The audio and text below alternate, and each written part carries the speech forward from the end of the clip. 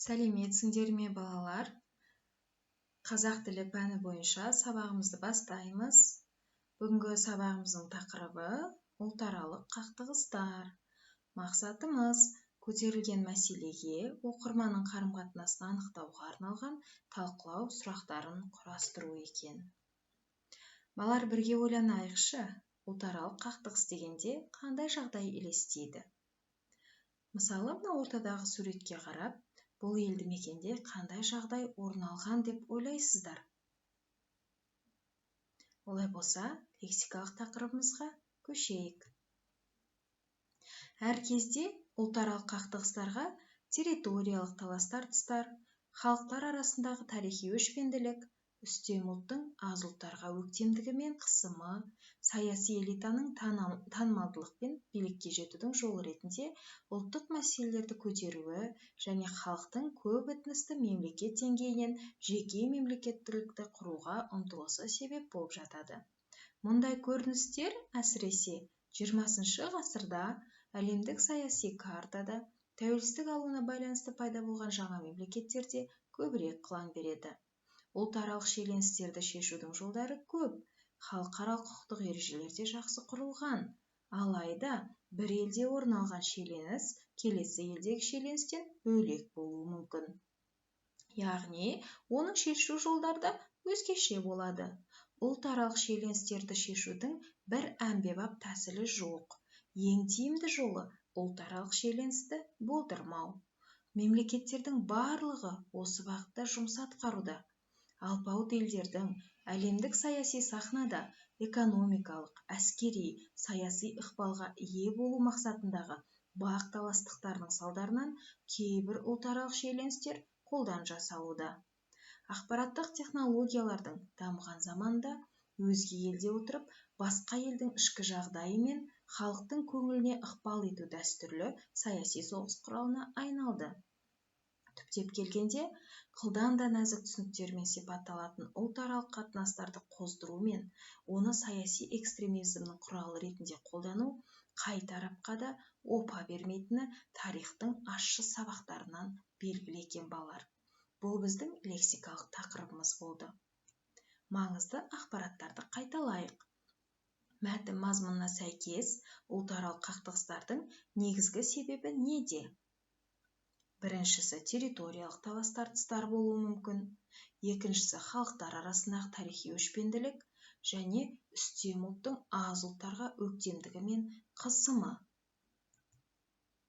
Балалар, енді оқылған мәтін бойынша оқу мақсатына бағытталған тапсырмаға назар аударайық. Ұлтаралық қақтығыстардың себебі мен салдарын балық қаңқасы әдісі бойынша талдаңыз. Тақырыпқа қатысты бір проблемалық сұрақ қойыңыз.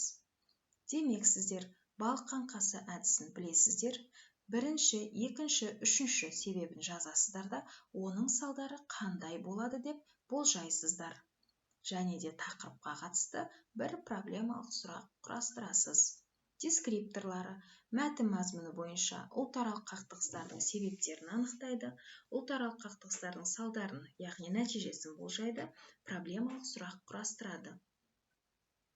Бұл тапсырманы осы сабақ аяқталғаннан кейін жасайсыздар. Балалар, енді грамматикалық тақырыбымызға назар аударайық.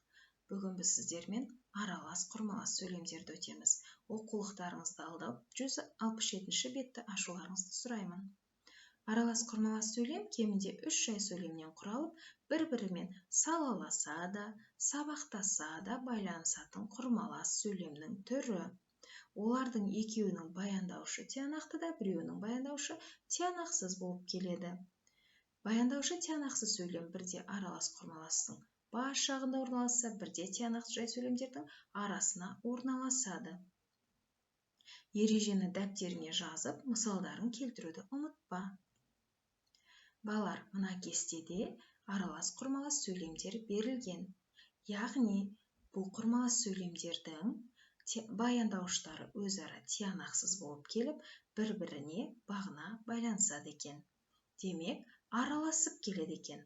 Мысалы, бірінші сөйлемге назар аударайық. Бұл жерде сөйлемнің басында және соңында басыңқы сөйлем қызыл түспен белгіленіп тұр, ортасында басыңқы сөйлемнің баяндаушына бағына байланысқан бағыныңқы сөйлем. Мысалы, Қарағандының қары биыл бұрқан-тарқан қауырды еріп еді, басыңқы сөйлем. Сай-салалар суға толып, яғни баяндаушы екінші жай сөйлемнің баяндаушына бағына байланысып тұр, толып. Қырдың тентек өзендері сақылдап тасығалы кемерлеп тұр. Бұл басыңқы сөйлем. Осындай үлгіде тапсырмаларды сіздер үйде жалғастырасыздар деп ойлаймын. Үй жұмысы 171 беттегі 5-ші тапсырма. Кестеге сай тұжырым жасап толтыру. 171 беттегі 6-шы тапсырманың 2-ші тармақшасы аргументативті эссе жазу. Балалар, бүгінгі сабағымыз түсінікті болды деп ойлаймын. Сіздер аталған тапсырма бойынша жеке жұмыс жасаңыздар. Келесі кездескенше күн жақсы болсын, сау болыңыздар.